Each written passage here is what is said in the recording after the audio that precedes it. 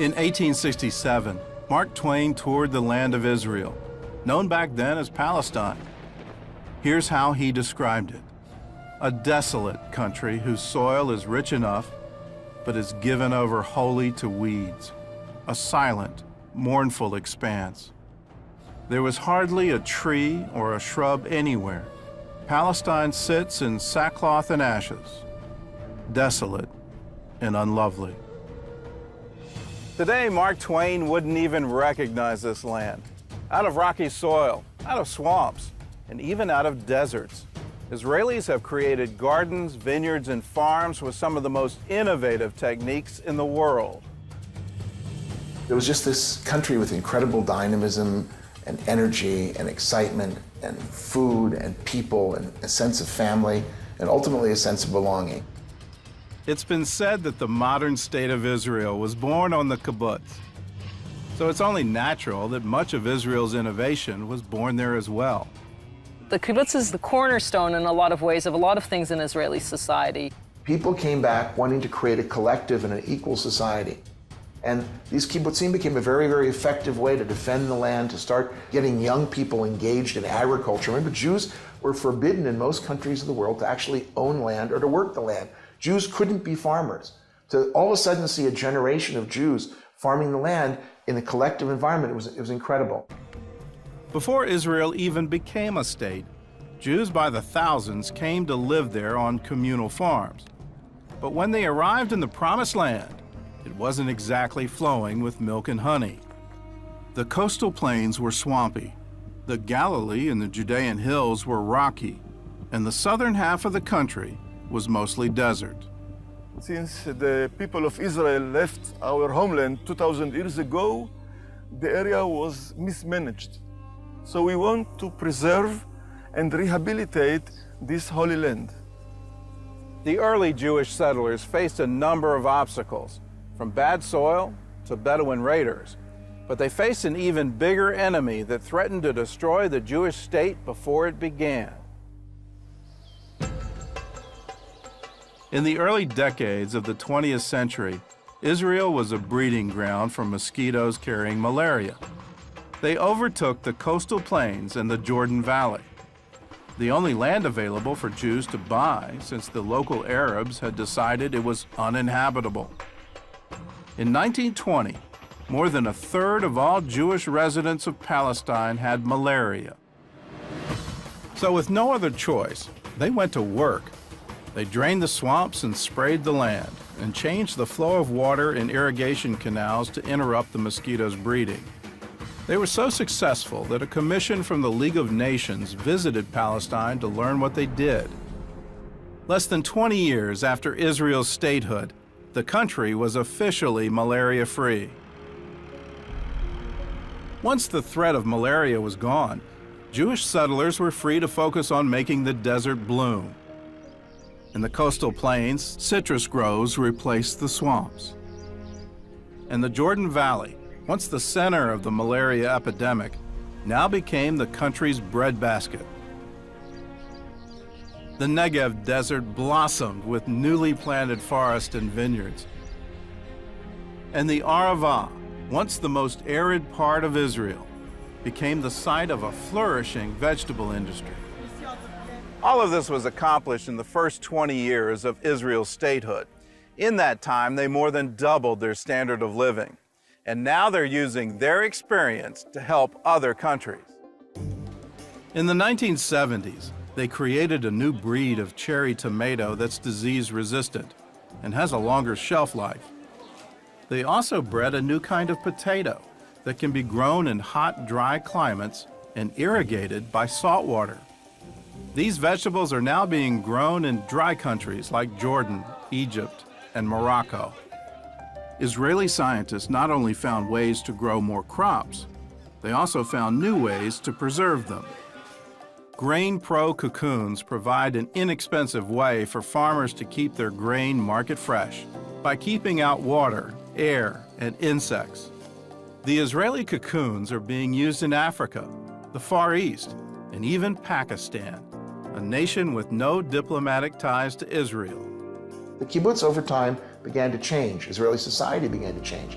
became more capitalistic, became more focused on free enterprise and entrepreneurship and the individual taking responsibility for himself and therefore benefiting the overall society. There have been many very exciting companies that have been built in kibbutzim. One of those companies is now doing business around the world. If you went to the average Israeli 10, 12 years ago and said to them organic, they wouldn't have a clue what you were talking about. Here we've been doing organic farming for over 40 years. Kibbutz Sde Eliyahu was founded by German refugees in 1934, and many of their early members were survivors of the Holocaust. The biggest problem that we had when we started the organic was, what do you do if you're not using chemicals? How do you get rid of the pests? Their answer was to fight bugs with more bugs. Every single thing in nature has a natural enemy. What eats or what attacks these pests that are attacking our crops? They started breeding different insects in the bomb shelter of the kibbutz. The idea was to breed predators to destroy the pests that ate their crops. The result was a new company called BioBee. We went to the Israeli farmers. We said, "You want to buy some bugs?" They said, "What are you, crazy?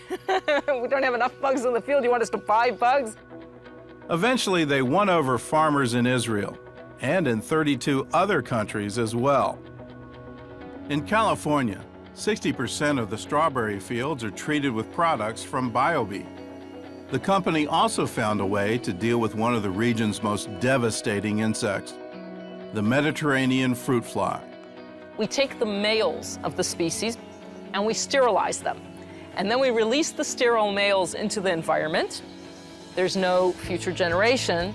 And slowly, slowly, we lower the population without using harmful chemicals. They also solved another agricultural problem: how to pollinate greenhouse plants. The classic example we like to give is tomato plants. Tomato plants in nature, in the fields, are pollinated by the wind. In Israel, the majority of our tomatoes are not grown in the fields, they're grown in greenhouses. And in greenhouse, in a climate-controlled environment, you don't have that wind, you don't have the natural pollination. We had to find other methods of pollination. Their solution was to breed bumblebees. They collect pollen for food.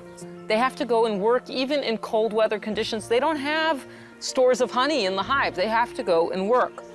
We're saving the farmer money because instead of paying people, the bees are doing the work. And the bees, unlike people, they don't miss a single flower.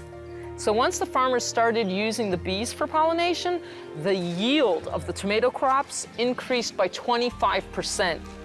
In Hebrew, we say, "Ma rabu ma'aseh Elokim," how great and wonderful are creations, God. And this really shows that every single thing has a reason. There's a purpose for everything, these tiny little things, and look how much good they do for us, for the world, for the farmers, for the environment. It's really, really amazing.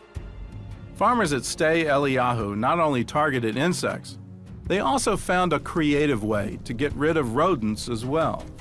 What we used to do is basically used to take poison in a bottle, in a teaspoon, and somebody's job was to walk up and down the rows, and every time they saw a mouse hole, to take a teaspoon of poison and throw it down the hole. Now, obviously that's not ecologically friendly. On top of that, if it rains or if we irrigate our fields, all that poison's going in the ground. So we said, what is a natural solution to rodents? And the natural solution that we found is the barn owl. The barn owl is an amazing raptor.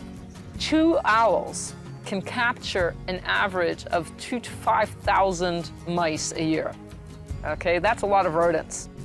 There was just one problem with the owls. They fly away. And one of the places they would fly to is Jordan, which is very close by. In Jordan, they were shooting them. In Arab folklore, the barn owl is a harbinger of death. And they're very superstitious about barn owls. So they see a barn owl, they shoot it. So very simply, we went to Jordan and we invited the Jordanian farmers to come to Sde Eliyahu to see what we were doing here. This was over 20 years ago. And today we have over 2,600 nesting boxes across the country. The numbers keep growing. But also it's become a wonderful program of regional cooperation, also with Jordan, also with the Palestinian Authority. This has been amazing, amazing success story. We tell the people it's not the dove bringing peace anymore to the Middle East, it's the barn owl. We're a light unto the nations, we're supposed to be anyways.